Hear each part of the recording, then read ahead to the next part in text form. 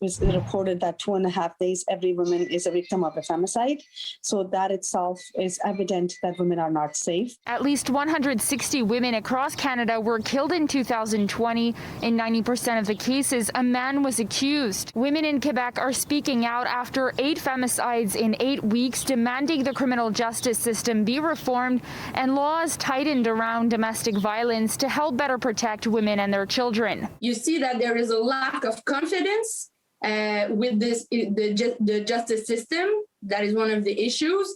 And the other one, the lack of not only trust, but of being heard and having results that will put an end to the conjugal violence situation. Because of these circumstances, we need to come up with new measures and new ways of doing that. And to be able to do that, you need to put together a complete study, and that the data has to be compiled, and there has to be many things that needs to be taken into account. In Quebec, 8 women were killed in the past 8 weeks in cases related to domestic violence.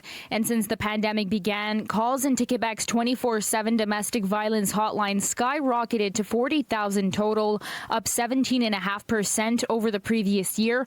On Tuesday, 43-year-old Kataluk Peningayak Nalayuk was found dead in a remote village in the province's northern Nunavik region, making her the 8th femicide victim in as many weeks. A lot of people don't have the means to contact us. They are trapped with their partner, and they don't have that privacy that doesn't allow them to contact us. The provincial budget presented last Thursday provided for another $10.4 million over 5 years for the status of women, including $8.4 million this year to combat sexual violence and promote gender equality. Women are asking the government to rethink their approach with victims of domestic violence to avoid more femicides, demanding the budget be revised.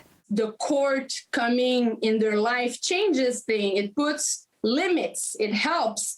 But other than that, I think that's something that can help. More support to the victims, more follow-ups that are close to them. The government or these institutional actors and so forth, what they need to do is they need to allocate more resources in terms of funds or other professional resources. There has to be more research done. In light of the pandemic and in light of the situations we're in right now, and then come up with solutions to be more adaptive. In Montreal, Samsara Rainville, City News.